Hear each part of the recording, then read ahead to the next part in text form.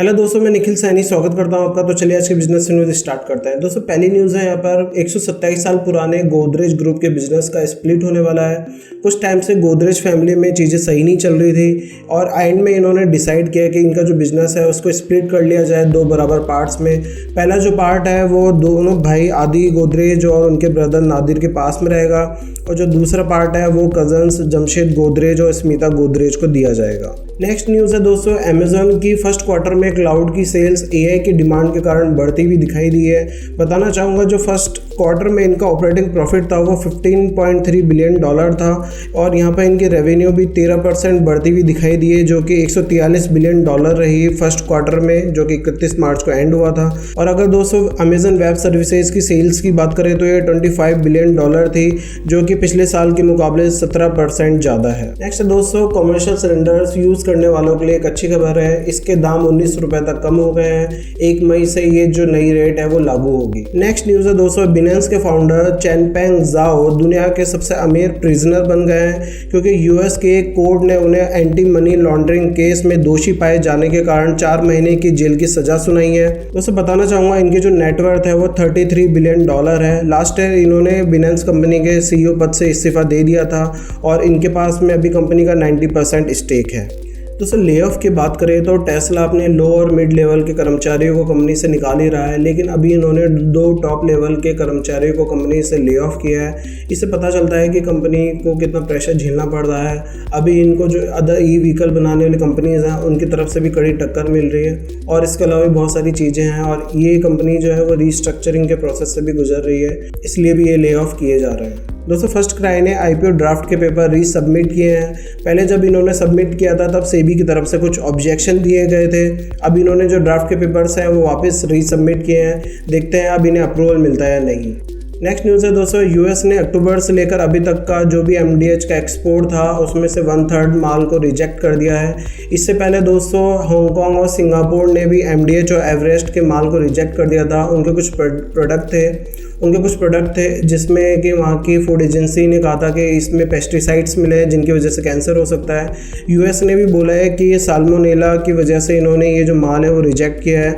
अब देखते हैं इसमें आगे क्या होगा, टेस्टिंग होगी उसके बाद में पता चलेगा कि एक्चुअल में कंडीशन क्या है। इंडिया में शायद अभी तक टेस्टिंग हुई नहीं है। जो भी अपडेट होगा इसमें मैं आपको अगली न्यूज़ में अपडेट कर दूँगा। 1 मई से क्रेडिट कार्ड के थ्रू यूटिलिटी बिल्स पे करना थोड़ा सा महंगा हो गया है। अगर आप येस बैंक या फिर IDFC बैंक के क्रेडिट कार्ड को यूज़ करते हुए यूटिलिटी बिल्स को पे करते हैं तो आपको 1% ज़्यादा देना होगा। अगर मान लीजिए आपका 1500 का बिल है तो आपको 1% ज़्यादा देना होगा, यानी कि आपको 15 रुपये ज़्यादा चुकाने होंगे टोटल जो बिल का वैल्यू उसके साथ में।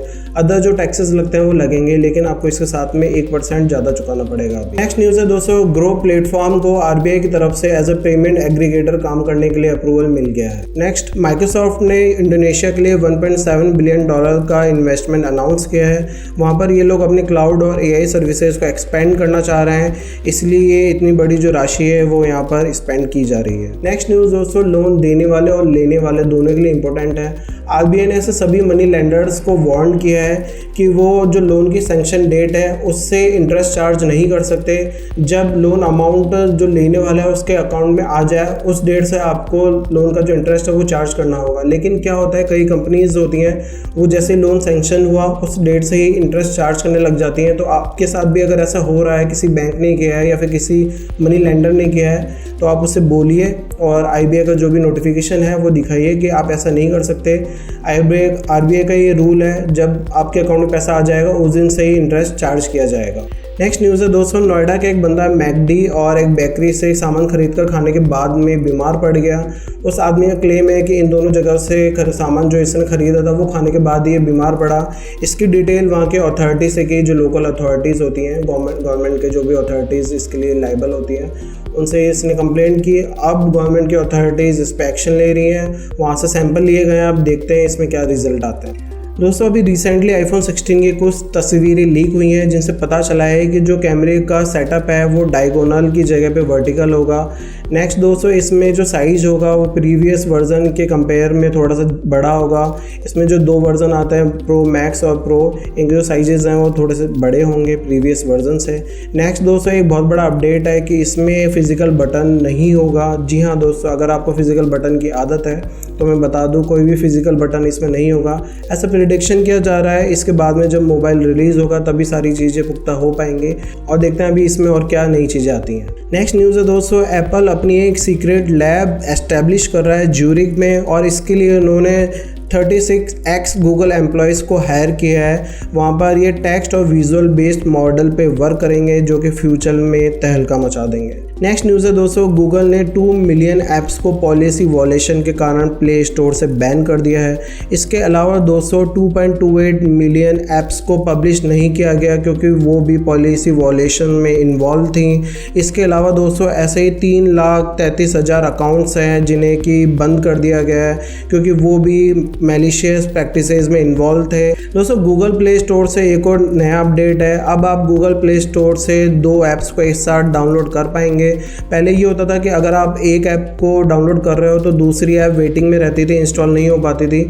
लेकिन अब जो नया अपडेट है उसमें ये हो गया है कि आप 2 ऐप्स को सिमुलटेनियसली डाउनलोड कर सकते हो, तो कि बहुत ही अच्छी चीज़ है, हमारा टाइम भी बचेगा, नहीं तो मतलब उसको लेके बैठे रहते थे। दोस्तों इंस्टाग्राम पे अभी रिसेंटली एक नया अपडेट आया है, इसमें जो स्मॉल क्रिएटर्स हैं जो कि ओरिजिनल कंटेंट जनरेट करते हैं उनके कंटेंट को इंस्टाग्राम प्रमोट करेगा, और जो ऐसे लोग हैं जो रिपर्पस कंटेंट से अपने कंटेंट को आगे बढ़ा रहे हैं उनके कंटेंट को डिलीट किया जाएगा।